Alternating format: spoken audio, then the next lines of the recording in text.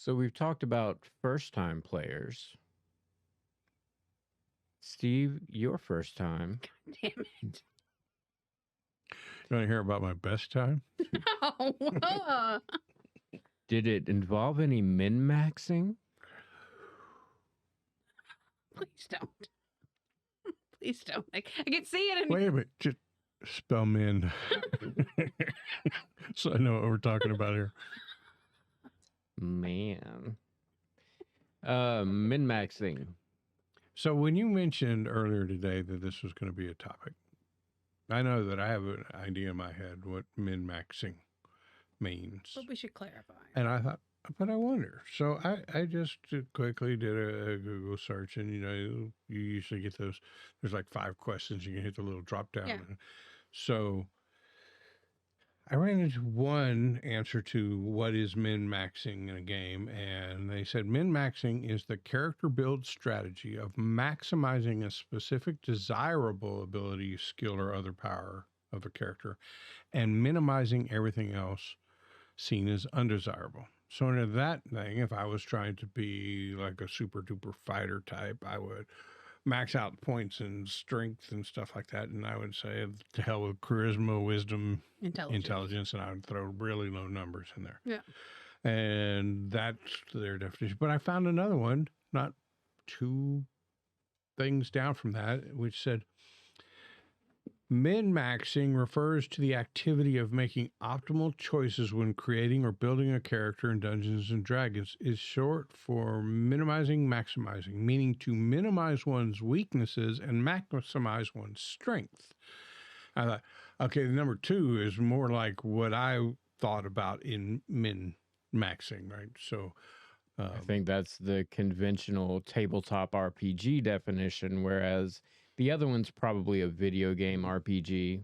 Yeah, that makes to sense. me, I always think of the first one. That's what when you say min-maxing, that's what I think of as that first one, like using the point buy system and dumping everything into strength and dex and then screw over everything else. I mean, that's what my brain goes to. that is still the bottom definition too.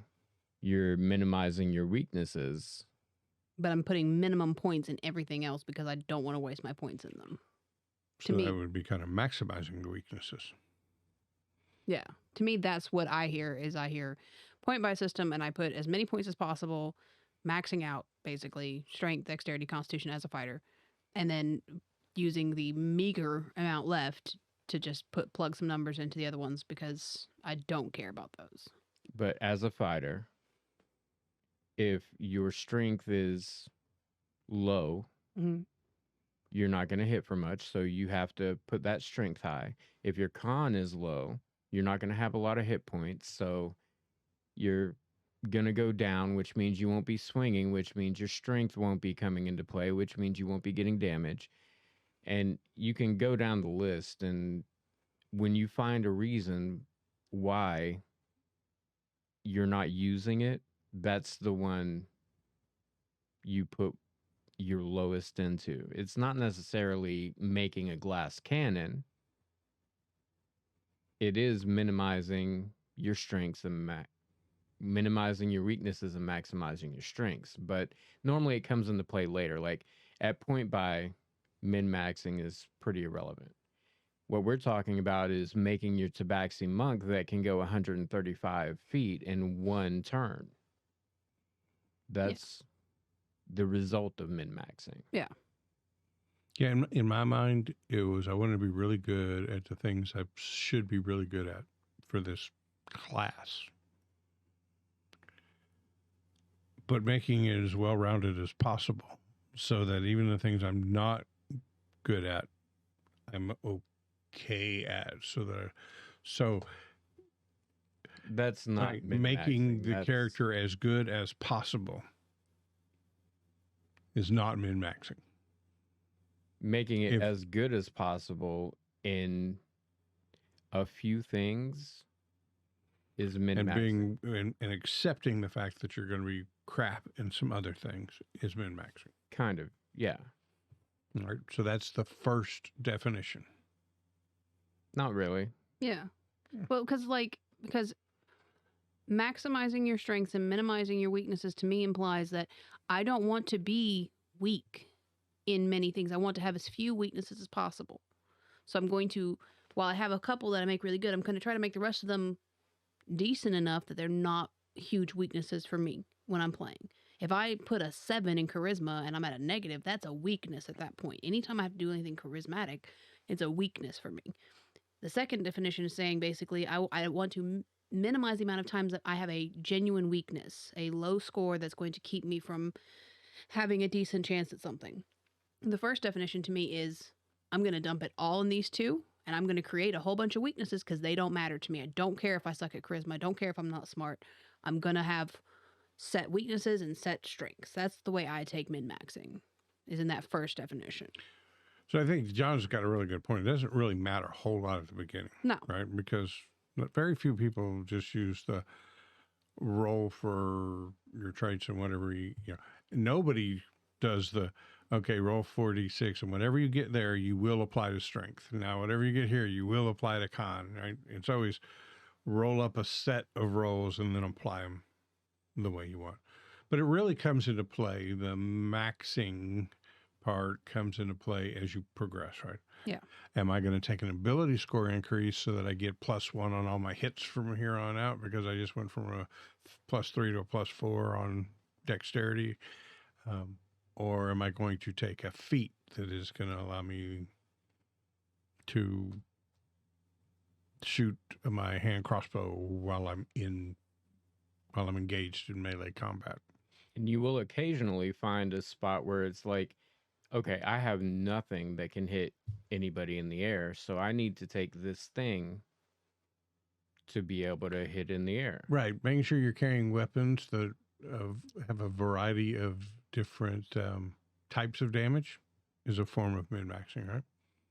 I'm going to make sure I've got a slashing weapon, a piercing weapon, and a bludgeoning weapon. I think the idea of min-maxing is putting a lot of thought and effort into being really good at something without necessarily having something that you are not okay with being bad in that you're bad in. Yeah. Like charisma, I have never given a fuck about charisma. I am pretty much You a never Give a fuck played. about charisma when you made that whole video about why is intimidate done off of charisma. But in actually playing, He never does charisma. charisma is always my dump stat. Because he will always be a blunt, kind of pain in the ass character. That's just who he plays. A bit of a pinnace.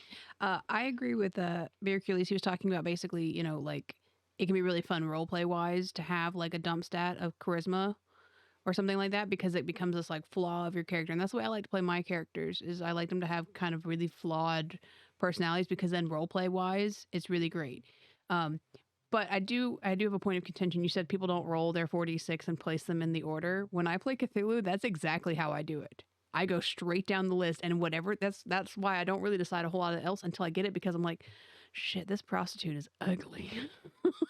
That's how I do it there too. In Cthulhu, I think it works well because I'm building like a real human being and they don't have to be perfect. So yeah, the ugly prostitute makes for a fun story.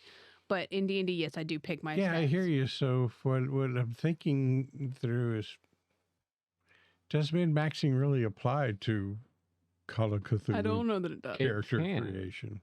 It can. Yeah, it can.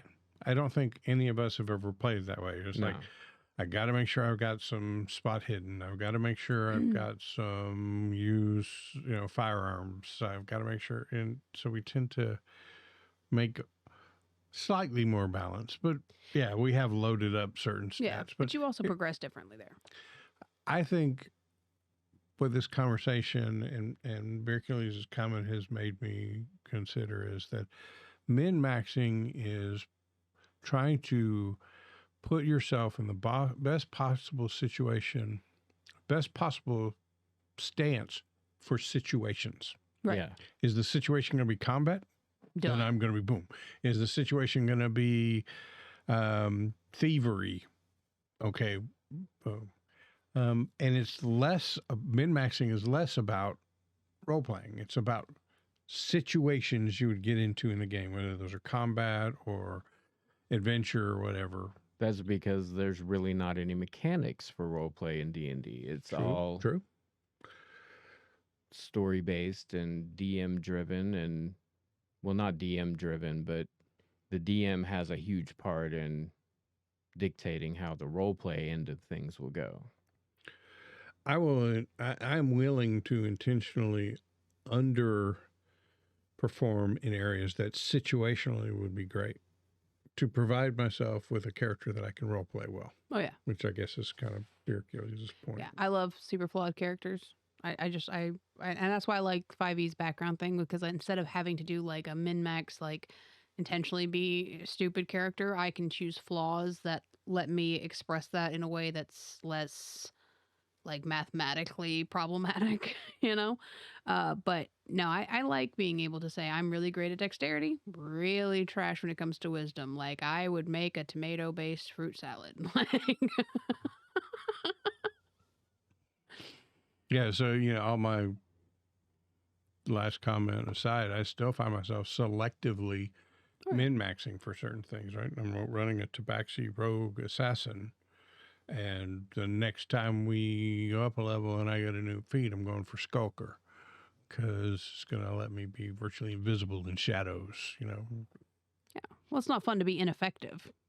If you don't do any kind of min-maxing or, potentially making sure your stuff lines up well, you're going to be a very ineffective character. You're not going to hit. You're not going to persuade. You're not going to do anything. You might, but you're really not hedging your bets to be able to be effective as your character, and that's just not really fun.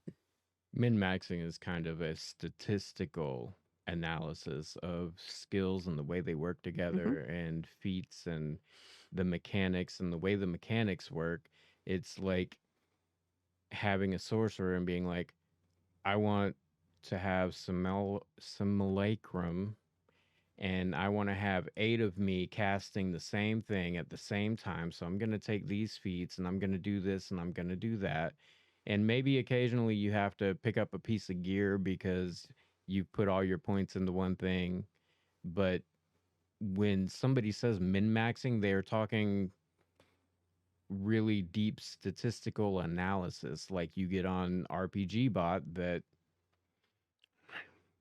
sort of points out like these are the weaknesses, these are the strengths. By taking this feat instead of that feat, you lowered your damage per strike from what could have been a X down to a X -3. Well, that was just stupid. Yeah. And optimizing build is slightly different, but I think min-maxing gets a bad rap based on what the perception of it is, but I feel like the better term is people who are build optimizing. They're trying to make a build that optimizes the things it's good at and can tolerate the things that it's not so great at. I think if you want to call yourself a min-maxer and you want to statistically go for it, do it. I think there's times people could look at choices I made and say, you're min-maxing. And there are other times they could look at it and say, that didn't make a whole lot of sense. Well, it did for the character I had in mind. It did. So you can say that any time. However, I know that the barbarian I'm standing next to is a member of my party. I want that son of a bitch min-maxing the fuck. Get your shit together. Allow me some room to explore my character. And in order to do that, I need you to min-max. I need you to be perfect. So you are the damage per strike tank combo I need you to be. Please. Now get out there. Go win one for the Kipper.